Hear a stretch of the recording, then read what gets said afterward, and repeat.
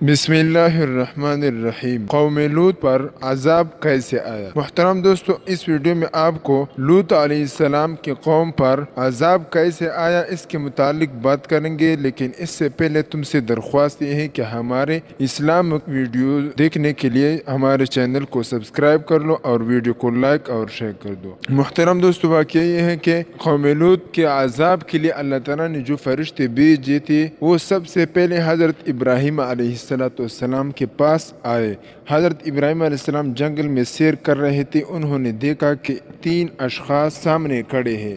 حضرت ابراہیم علیہ السلام نہایت متواضع اور مہمان نواز تھے اور ہمیشہ ان کا دسترخوان مہمانوں کے لیے وسیع تھا، اس لیے ان تینوں کو دیکھ کر بے حد مسرور ہوئے اور ان کو اپنے گھر لے گئے اور بچڑا ذبح کر کے ٹکا بنائے اور بھون کر کے مہمانوں کے سامنے پیش کیے، مگر انہوں نے کھانے سے انکار کیا۔ یہ دیکھ کر حضرت ابراہیم علیہ السلام سمجھا کہ یہ کوئی دشمن ہے، کیونکہ اس زمانے میں دستور یہ تھا کہ جب کوئی شخص کسی سے دشمنی کرتا تھا تو اپنے دشمن کے گھر کچھ نہ کھاتے تھے، تو اس وجہ سے وہ کچھ خائف ہوئی کہ آخر یہ کون ہے۔ مہمانوں نے جب حضرت ابراہیم علیہ السلام کا اضطراب دیکھا تو ان سے ہنس کر کہا کہ آپ گھبرائے نہیں، ہم اللہ کے فرشتے ہیں اور قوم لوط کی تباہی کے لیے بھیجے گئے ہیں، اس لیے صدوم جا رہے ہیں۔ جب حضرت ابراہیم علیہ السلام کو اطمینان ہو گیا کہ یہ دشمن نہیں بلکہ ملائکۃ اللہ ہے، تو اب رقتی جذبہ، ہمدردی اور محبت و شفقت کی فراوانی غالب آئی اور انہوں نے قوم لوط کی جانب سے جھگڑنا شروع کر دیا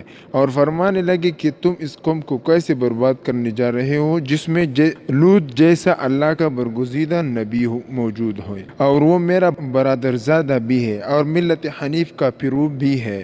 فرشتوں نے کہا کہ ہم یہ سب کچھ جانتے ہیں، مگر یہ اللہ کا فیصلہ ہے کہ قوم لوط اپنی سرکشی، بدعملی، بے حیائی اور فواحش پر اصرار کی وجہ سے ضرور ہلاک کی جائے گی، اور لوط اور اس کا خاندان اس عذاب سے محفوظ رہے گا۔ البتہ لوط علیہ السلام کی بیوی قوم کی حمایت اور ان کی بدعمالیوں اور بدعقیدگیوں میں شرکت کی وجہ سے قوم لوط کے ساتھ عذاب میں رہے گی۔ فرشتوں سے بدعملی کے لیے کوشش۔ فرشتے حضرت ابراہیم علیہ السلام سے روانہ ہو کر حضرت لوط علیہ السلام کے پاس پہنچے اور لوط علیہ السلام کی یہاں مہمان ہوئے۔ یہ اپنی شکل و صورت میں حسین و خوبصورت اور عمر میں نوجوان لڑکوں کی شکل و صورت میں تھے۔ حضرت لوط علیہ السلام نے ان مہمانوں کو دیکھا تو گھبرا گئے اور ڈرے کہ بدبخت قوم میرے ان مہمانوں کے ساتھ کیا معاملہ کرے گی، کیونکہ ابھی تک ان کو یہ نہیں بتایا گیا تھا کہ یہ اللہ کے پاکی فرشتے ہیں۔ اب بھی حضرت لوط علیہ السلام اس حیث و بیس میں تھے کہ قوم کو خبر لگ گئی اور لوط علیہ السلام کے مکان پر چڑھ آئے اور مطالبہ کرنے لگی کہ تم ان کو ہمارے حوالے کر دو۔ حضرت لوط علیہ السلام نے بہت سمجھایا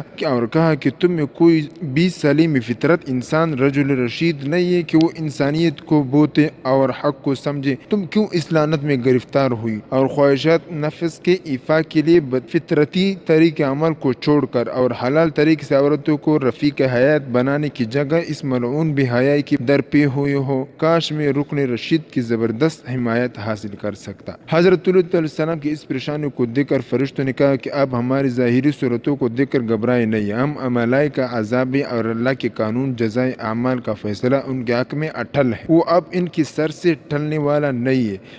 آپ کا خاندان عذاب سے محفوظ رہے گا، مگر آپ کی بیوی ان بے حیاؤں کی رفاقت میں رہے گی اور تمہارا ساتھ نہ دے گی۔ عذاب الہی۔ آخر عذاب الہی کا وقت آ پہنچا۔ ابتدا شب ہوئی تو ملائکہ کے اشارے پر حضرت لوط علیہ السلام اپنے خاندان سمیت دوسری جانب سے نکل کر صدوم سے رخصت ہو گئے اور ان کی بیوی نے ان کی رفاقت سے انکار کر دیا اور راستے ہی سے لوٹ کر صدوم واپس آ گئے۔ آخر شب ہوئی تو اول ایک ہیبتناک چیخ نے اہل صدوم کو تہ و بالا کر دیا اور پھر آبادی کا تختہ اوپر اٹھا کر الٹ دیا گیا اور اوپر سے پتھروں کی بارش نے ان کا نام و نشان تک مٹا دیا، اور وہی ہوا جو گزشتہ قوموں کی نافرمانی اور سرکشی کا انجام ہوا۔